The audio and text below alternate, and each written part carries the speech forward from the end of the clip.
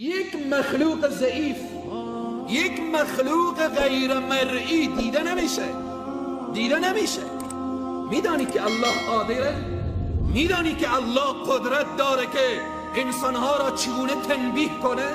بدان که کاف کرونا لا اله الا الله کلمه طیبه را برای ما معرفی میکنه که ای انسان متوجه باش که غیر از الله دیگه قانونگذاری نیست، غیر از الله دیگه حاکمیتی نیست، غیر از الله دیگه قدرتی نیست، غیر از الله دیگه کسی نیست که لیاقت سجده را داشته باشه، لیاقت پرستش را داشته باشه.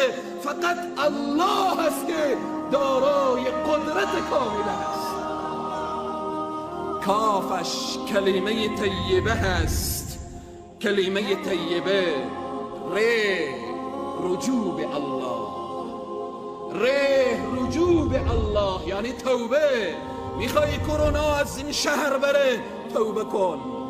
جالب اینجاست که ما به خاطر صحتمندی شهروندان خود، به خاطر صحتمندی این ملت خود، حتی حلقات حفظ اساتید تعطیل کردن، حتی بالاخره درس و تعلیم تعطیل شده.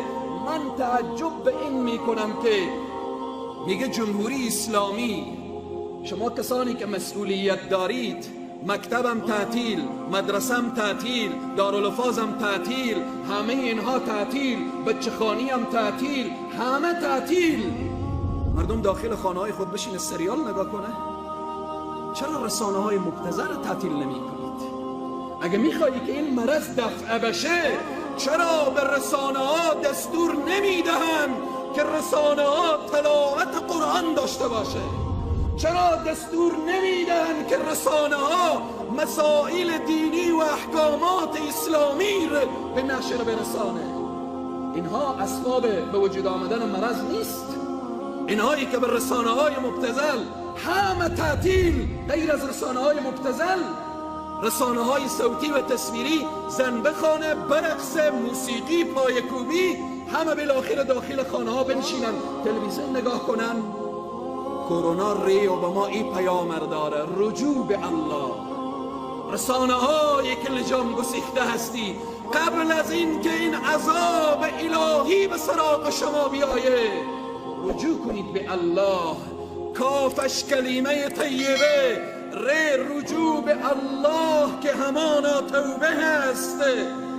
واو، کرونا وقتی که من و شما میگیم واو، وحشت از گناه، وحشت از کرونا نکن، وحشت از این ویروس نکن، وحشت از فلان مریضی و فلان مریضی نکن. کرونا واوش این پیام داره، وحشت از گناه داشته باش. گناه را یک مخلوق وحشی بدان که تو را از بین میبره. وحشت از گناه، پریشانی از گناه، ندامت از گناه. این پیامبر داره عزیزان و بزرگواران. و توبوا الی الله جمیعا ایها المؤمنون، دست جمعی به درگاه الله توبه کنید تا این که رستگار شوید. واو، وحشت از گناه. بعد از واو چی میآیه؟ نون، نماز نافله. پایبندی داشته باش. فرائض کو بیاد مگری بخوانی، نماز فرض کو فرضه. نون این پیامبر داره، نون نماز نافله. ساعت به ساعت وضو بساز. یادتو که میایه که این مرض مهلک هست، یادتو میایه که این مرض کشنده هست، یادتو میایه که این مرض خانمان سوز هست، یادتو میایه که این مرض، یادتو از این بیایه که این مرض مخلوق خالق داره. وضو بساز، به حضور خالق کرونا استاده شو، به الله پناه بجو، سر به سجده بگذار، بگو اللهم اینی اعوذ بک من البرص والجنون والجزام و من سیء الاسقام. سر به سجده بگذار، بگو بسم الله الذي لا يضر مع اسمه شيء في الارض ولا في السماء. سر به سجده بگذار، بگو یا رب انت قوی و انا ضعیف، انت الغنی و انا الفقیر. سر به سجده بگذار.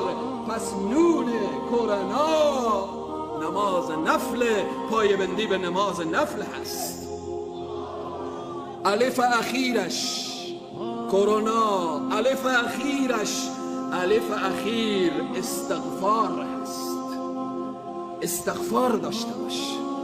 الله سبحانه و تعالی در قرآن می فرمایه و ما کان الله لیعذبهم و انت فیهم. ای پیغمبر تا زمانی که تو در بینشان باشی عذاب نمی آید. ای پیغمبر تا زمانی که در بینشان باشی عذاب نمی آید. خب رسول الله صلی الله علیه و سلم رفتن. ادامه آیه چی میگه برای ما؟ و ما کان الله لیعذبهم و انت فیهم و ما کان الله معذبهم و هم یستغفرون. تا زمانی که بین شما استغفار باشه عذاب نمی آید. در هر خانه‌ای که استغفار باشه عذاب نمی آید.